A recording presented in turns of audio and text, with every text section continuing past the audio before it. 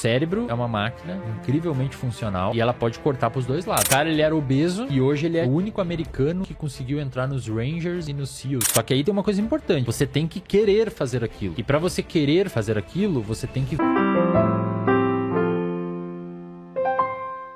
A diferença de um triatleta ou de um atleta olímpico que fica 8 horas, às vezes, por dia treinando, cara. A diferença dessa galera e de uma pessoa adicta com droga é muito pequena. E essa é a minha grande mensagem que eu espero que as pessoas estejam conseguindo entender. O cérebro é uma máquina incrivelmente funcional e ela pode cortar pros dois lados. Você pode ser hipermotivado em ser uma pessoa drogada, que faz mal à sociedade, letárgica, obesa, sedentária. Você pode ser uma pessoa hipermotivada pra trabalhar, pra fazer esporte. Tem um cara chamado David Goggins. David Goggins é o nome do cara. O cara, ele era obeso e hoje ele é, tipo assim, é o único americano que conseguiu entrar nos Rangers e nos SEALs, que são as duas equipes mais fodidas lá dos Estados Unidos. E ele era obeso, sedentário e não fazia nada. E hoje ele é ultramaratonista, corre 100 km e fez 1000 flexões. E nos dois cenários, é a dopamina que tá agindo. Isso é o mais louco, Vilela. É a dopamina, cara. Nos dois cenários da pessoa obesa e sedentária e no cenário da pessoa ultramaratonista, é a dopamina. A dopamina tá fazendo você ser obeso e sedentário e a dopamina tá fazendo você ser ultramaratonista. Então você consegue extrair um barato de comportamentos. Não precisa necessariamente ser substância. Só que aí tem uma coisa importante, Vilela. Você tem que querer fazer aquilo. E pra você querer fazer aquilo, você tem que ver a recompensa que aquilo vai te dar. Por exemplo, se você pega um rato e coloca ele numa rodinha de correr, eles adoram. Você bota a caixinha deles, eles gostam de ficar andando na rodinha de correr. Você vê que o exercício pro rato trouxe vários benefícios, trouxe várias funções importantes, principalmente a nível de cérebro. Tudo aquilo que a gente falou lá, aumenta os neurotransmissores do bem, digamos assim e tal. Agora, quando você bota um animal numa rodinha de correr em duas caixinhas, uma caixinha tem um rato, na outra tem outro, e você engata as duas gaiolinhas de correr, onde esse animalzinho corre aqui, gira a outra e força o outro a fazer exercício, esse animal tem benefício, que ele tá fazendo exercício quando ele quer, e esse não. Por quê? Porque ele tá fazendo exercício no momento que ele não quer. Então isso tá trazendo malefício, aumenta estresse, aumenta cortisol, que é o hormônio do estresse e tal. Isso é importante pra galera que tá em casa. Se você tá querendo começar a fazer uma atividade física, faça uma coisa que você curta. Faz sentido, né, Você cara? gostar do negócio. Futebol. Vou ter que treinar agora. Se você adora futebol, você não vê aquilo como... joga mais futebol, etc. Depois que você... tênis. Depois que você vê os benefícios e pensa assim, ó, pra eu aumentar o meu benefício aqui no futebol, no tênis, eu vou ter que fazer uma musculação. Eu aposto que a musculação vai ser mais fácil de fazer, porque você vai ter uma razão pra fazer a musculação. Total, então você tem que ter uma recompensa pra aquele comportamento que você tá executando. E o mais legal, Vilela, é que essa recompensa, cara, e isso o pessoal não entende quando eu falo, às vezes a galera não entra na cabeça. Pensa assim, ó, ninguém botou uma seringa de dopamina no seu ouvido e jogou a dopamina, tá dentro da sua cabeça. O córtex pré-frontal, que é a região da sua cabeça envolvida com simular situações, permite que a gente simule uma situação subjetiva. E o que eu quero dizer com isso? E se o córtex pré-frontal pensar assim,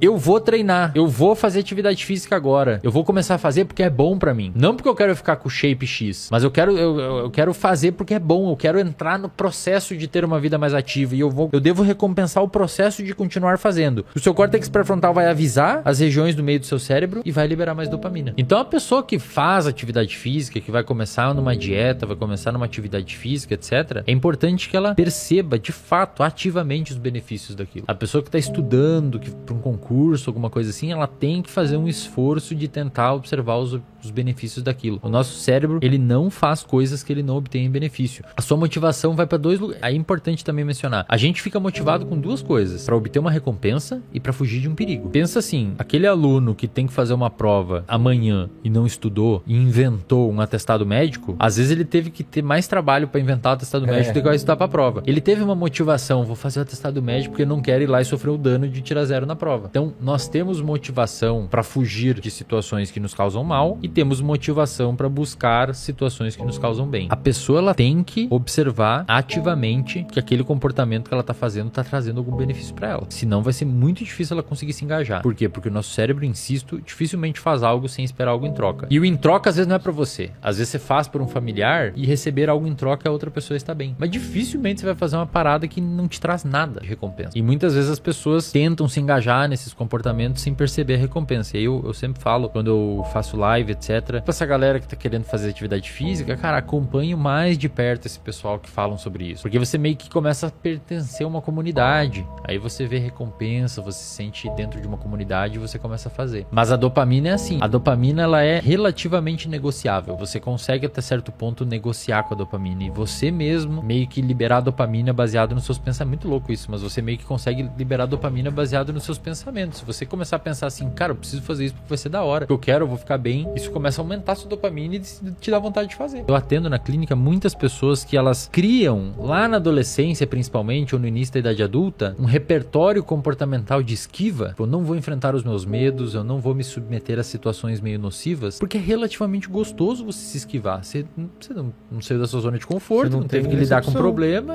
você teve, vou ficar aqui na minha e tal. Se eu não torço pra nenhum time, eu nunca vou ficar mal porque um time perdeu. Mas também nunca vai comemorar. Exatamente. Então a pessoa fica se esquivando, não vou perguntar na aula porque eu tenho vergonha, aí se transforma num adulto que quando vê não consegue ir no supermercado, não consegue falar numa entrevista de emprego, porque a pessoa, ela impediu o cérebro dela de criar repertório, Vilela. Repertório, cara. Quando você se submete a uma situação relativamente nociva, que você tem um pouco de medo, ou nova, você tá criando repertório. Você se colocou naquela situação, viu o que aconteceu, atualizou o software de como lidar com aquilo, agora fica mais fácil você se submeter aquilo. Mesmo que você se ferre. Mesmo que você se ferre. Então eu sempre falo pra galera, toma cuidado com o número de esquivas que vocês estão tendo. Toda hora medo, e agora é muito mais fácil. Fala por WhatsApp, não precisa falar e tal. Sabe, hoje tem pessoas que têm ansiedade de dar bom dia pro porteiro. Hoje a gente tem um corpo de conhecimento que já é mais que suficiente pra gente concluir que você fazer atividade física, e não só atividade física, você conseguir manter uma atenção na alimentação, manter uma atenção na sua rotina de uma maneira geral, é igualmente benéfico pro cérebro. Tão benéfico quanto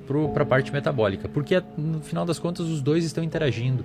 Metabolismo, se você tem uma melhora metabólica, você tem uma melhora no cérebro. Então é impossível a gente dissociar mente, cérebro e corpo. As duas coisas são unidas. E quando você faz uma atividade física, você sinaliza pro seu cérebro que tá tudo bem na periferia e melhora a microbiota, várias outras coisas importantes. Isso é um ponto. E a nível do sistema nervoso central, a nível do cérebro, você aumenta várias coisas importantes pro aprendizado de curto a médio prazo. A curto prazo, Vilela, se você, por exemplo, levanta de manhã ou ao meio-dia ou à tardinha, algum horário que você decide fazer atividade física e você dá uma caminhada de 1 milha, uma caminhada que for, não precisa ser nada muito intenso, você vai aumentar as suas catecolaminas, isto é, noradrenalina, as suas monoaminas de uma maneira geral. E esse aumento, cara, trocando em miúdos, assim, basicamente quando você faz uma atividade física, você formula uma sopa química no seu cérebro que permite você aprender melhor. Isso a curto prazo. A longo prazo, você aumenta a quantidade, a produção de fatores que a gente chama de fatores neurotróficos. Isto é, são fatores que permitem o seu cérebro se moldar e melhorar. Porque o nosso cérebro é quase como se fosse uma impressão digital do nosso comportamento. Ele se molda estruturalmente, inclusive fisicamente, de acordo com o que a gente faz. Então, quando você pega essa galera, voltando lá ao comentário do Atala, quando você pega essa galera e coloca eles fazer atividade física, 1 milha que seja,